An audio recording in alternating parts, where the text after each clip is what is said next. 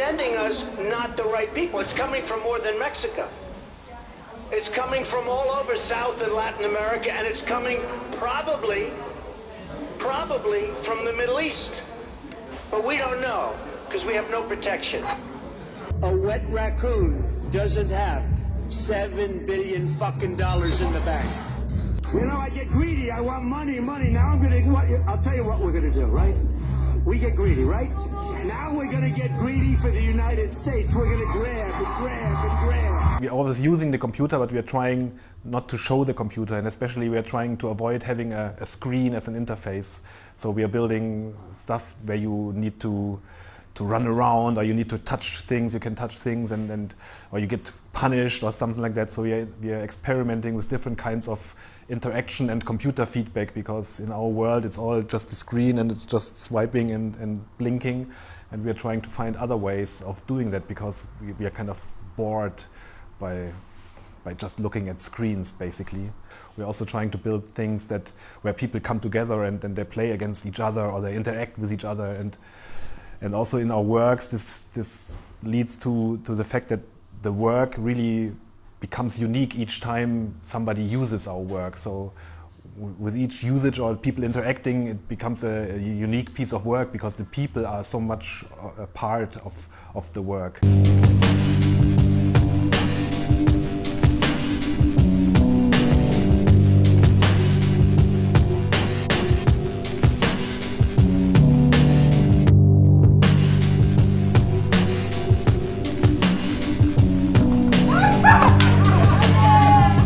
The initial idea was that to showcase or to show the power of the speech of famous speakers. So we had Martin Luther King in there, or Steve Jobs introducing the iPad, or of course Adolf Hitler, or Colin Powell when he said there were mass weapons found in Iraq back then and stuff like that. And it was impersonated by this little clown kind of guy, so you could really, this person was always the same and the performance was always the same, so you can really focus and concentrate on the speech itself. And now, like 14 years later, we have this clown being the president of the United States. So we just exchanged all these speeches of famous people with stuff that Trump said, and it really became a completely new work. And it's kind of weird, because you stand in front of it and you laugh, but it's reality and it's not even funny, but still, you need to laugh. So it became a whole new work because of Donald Trump, basically, which is also funny for us to see how time really overtook our work and put it in a completely new light, and it's horrifying and entertaining at the same time.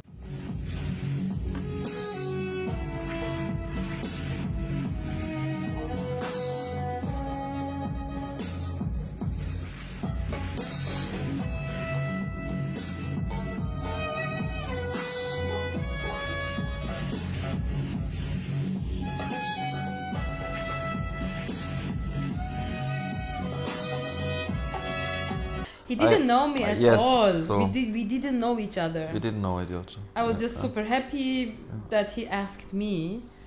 And then the beautiful thing is the first music I sent you, you were like, I love it.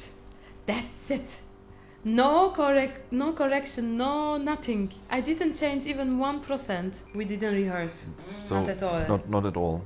So it's just. But we know the elements. We know the elements for sure. I know the colors I know the musical elements and the melodies, and not all of for sure because it's improvised. But I know the style, the style and the bass and the color and the deepness and stuff, you know. And she knows also the images.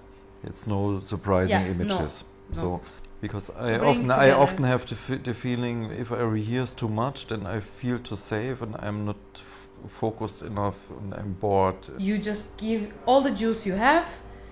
You have only the tool that you have. Basta. So this is what I can feel with Benjamin.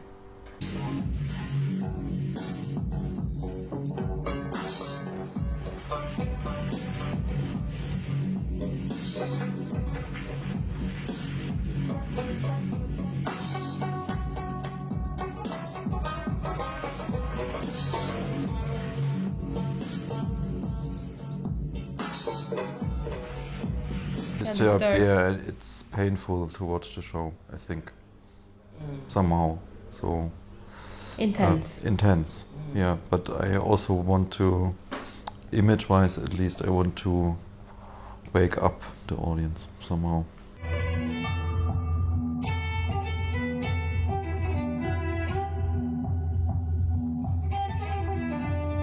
I can only speak from now. If we are speaking about May 2025, I am completely fascinated by buttons. Almost as much as I am fascinated the sound of violin, and singing is completely something different for me. I didn't sing much today, and actually I sing, and this is my shit. Like, I sing.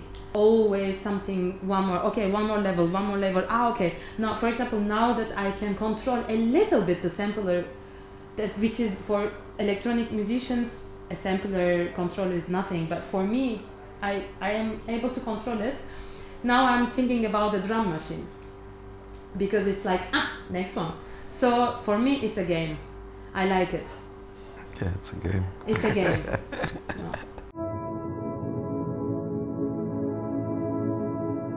With this work, we're asking people to say something that AI makes them say, right? Which is not always nice. Yeah. Most of the times it's very rude and unapologetic. Yeah, most of the times it's something that would make people feel awkward about themselves, and especially when they do it in front of others on a microphone. In this particular case, we wanted to see how far they would go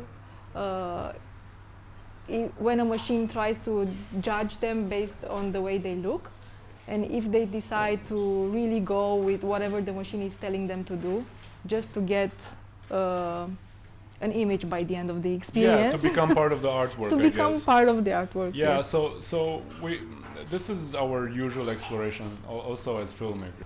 We're filmmakers as a background, but I'm a filmmaker that knows how to code for some reason. And the pain is writing the code, you know. So and there's a lot of that. There's a lot of bugs that you have to figure out. There's a lot of things like that, and you can only see them once it's live. In my case, I guess there are two types of pain. First is the physical one, because you have to really work with your body. I have very bad hands and nails, so everything breaks all the time whenever we have an exhibition. And then the second pain is the feeling or the frustration that you don't have enough time to do the work the way you imagine it from the beginning, and then it's always a compromise somewhere, and I don't like that, and I see it as a pain.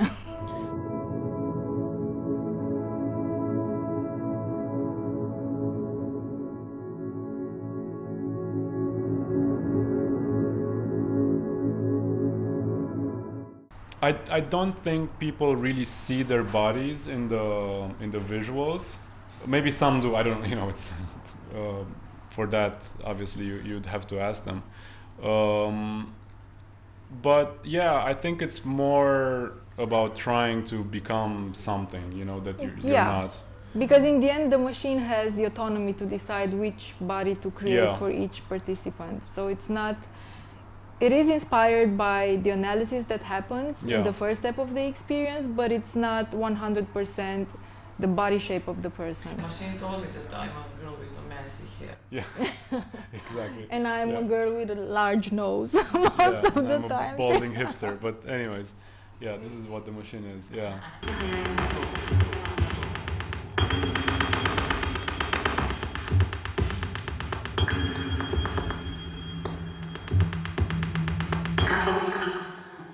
We have 7,000 languages in the world, and about 40% is at the risk of disappearing.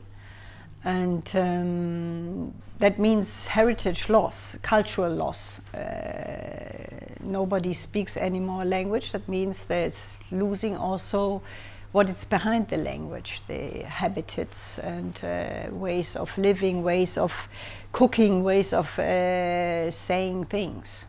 I collected about 100 of languages now, and I use live about 30 languages, which are sometimes only really a fragment. You don't really hear a word, it's just a tick, tick, tick.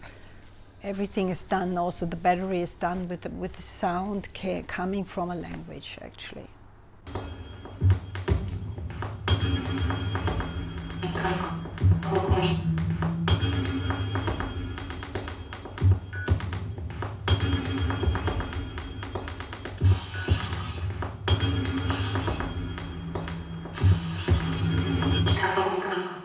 I'm always starting to work with the sound in the first place, and together with my partner Marco Monfardini, we are developing all our projects together. Very, very strong exchange between us. And the visual part actually was difficult to find this way in this time, this moment. But then we found the line, which is in every visual. You have this very pure line, which is a sort, we use it as a sort of scanner, a scanner of the world.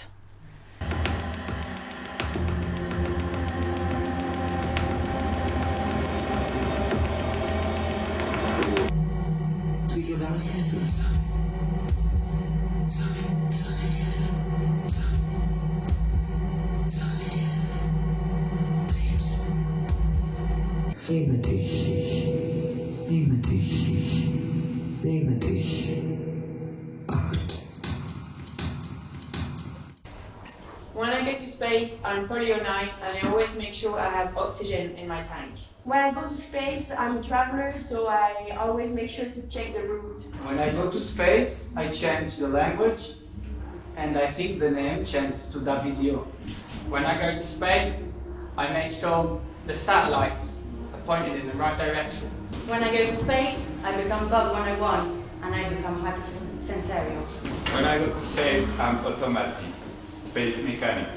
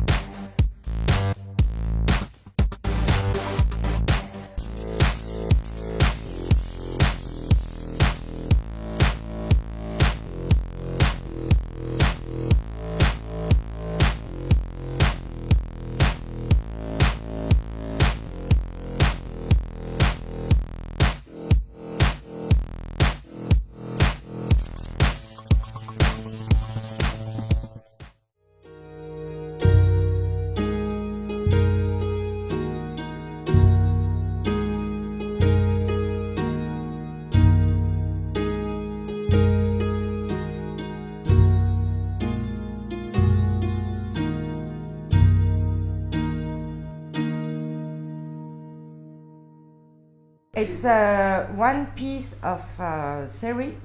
A series? And the series named Birth.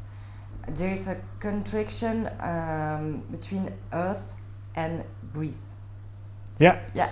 We make still lives and then we let everything rot and fall apart and stuff like that, and we shoot photos of it like every 10 minutes for weeks and weeks.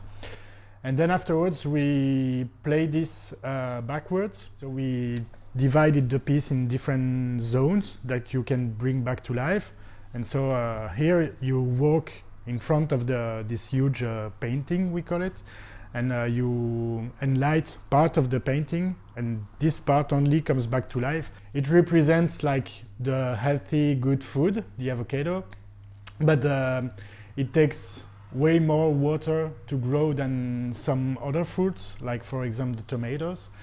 and so it's not really ecological to grow avocados. And the other stuff that we found interesting is that because the demand really exploded, mainly in the US, the Mexican growers started to grow more and more avocados, and then the Mexican cartels, the drug cartels, discovered that, and they wanted to take the avocados farm. And so the farmer, they have to arm themselves or to rent private militia to defend themselves from the cartels. So we found that was pretty crazy, and so we made a piece about that, and that's why there are so many like Mexican signs in the frame.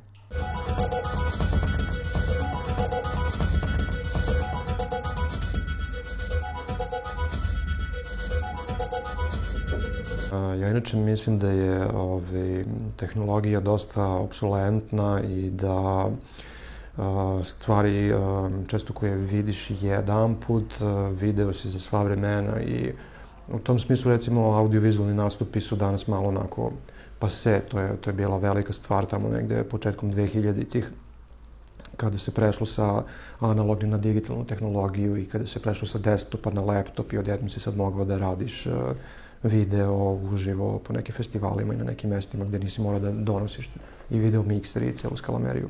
Onda je to nekako postalo već viđeno, roboti, mašine, ali sa druge strane kada pomisliš kako pozorište je preživelo od antičkih vremena i u slikarstvu još uvek možeš da izraziš neku emociju, tako da ako nemaš neku priču ili emociju i ako ne dodirneš tim vizualnim sadržajem ljude na neki način, onda je to nešto što je možda već viđeno, a naročito ako radiš apstraktne stvari, ljudi ne mogu da se povežu sa kvadratom, trouglom, linijom i tačkom.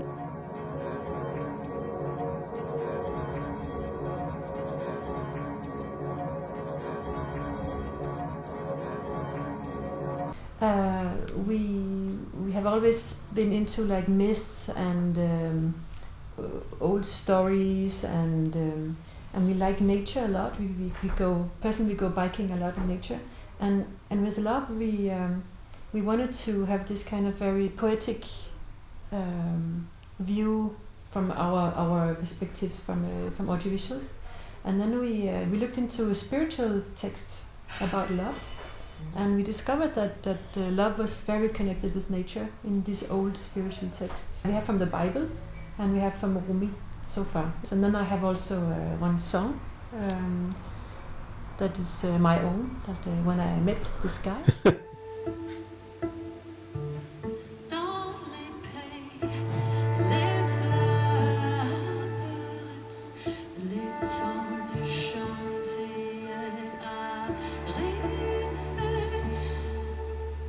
Yeah, the visual part for this project is much more related to hand drawing.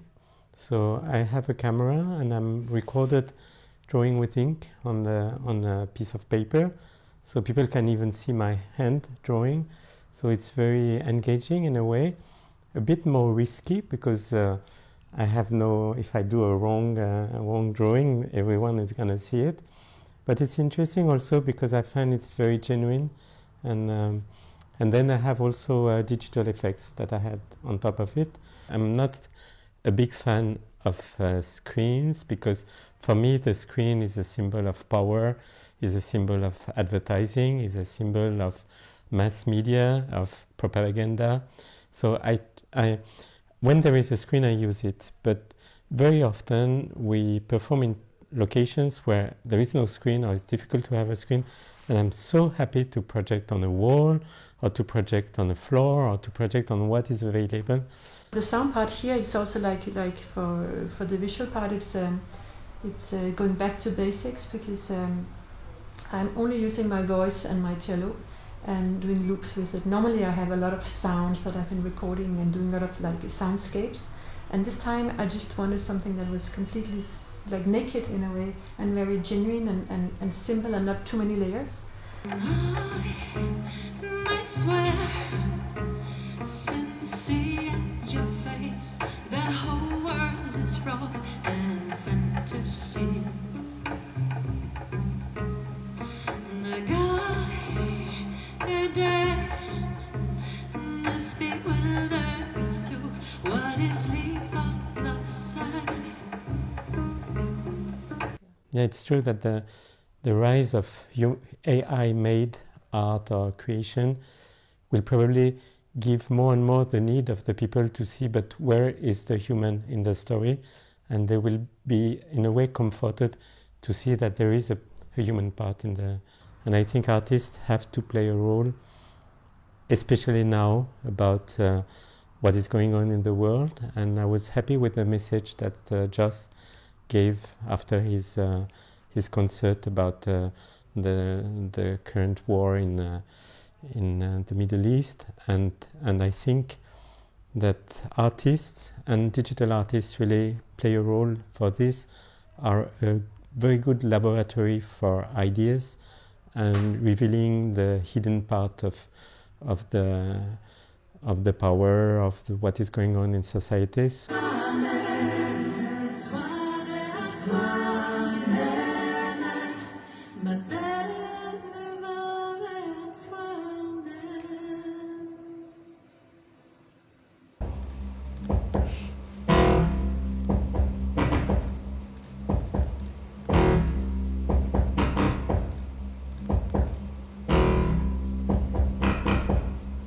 We have the same background, like we are both like artists and designer and everything. The difference is that he's more organized and I don't. That's your opinion. Yeah, we both love to play with little gimmicks and electronic things, and Stefan is big into AI. I'm not, a little bit, but so. And with the music we love to play and to jam and to listen to sounds and mix it all up with analog toys like tonight. On your side, trapped in loss, crude intrusion, craving darkness, craving B-Side. Rip the locks, let madness surge, flood the gates, succumb to urge. I'm using AI for visuals as well as for text, speech, singing voice. I was I was a DJ and producer when I was young, and I started a lot of projects. It's amazing, many projects, but I didn't finish them because it was like something missing, and you have nobody is able to sing your stuff, and since AI is ready just to be used as a natural voice, now I can reactivate all my projects and can put it together with a nice voice and with some text experiments. I love experiments. With 16 I started with a theater group, free theater group, and that was the principle that everyone who can do something will teach it to the others who are interested. It's for free, it's just giving and taking. Before I always was sitting at home and making music, drawing, painting, doing magic. I used to do magic tricks too. Also nicht moderne Kunst nennt. Was ist die Problematik der Kunst? Ja, dann ist das Mikrofon falsch eingestellt. Ja, dann ist das Mikrofon falsch eingestellt.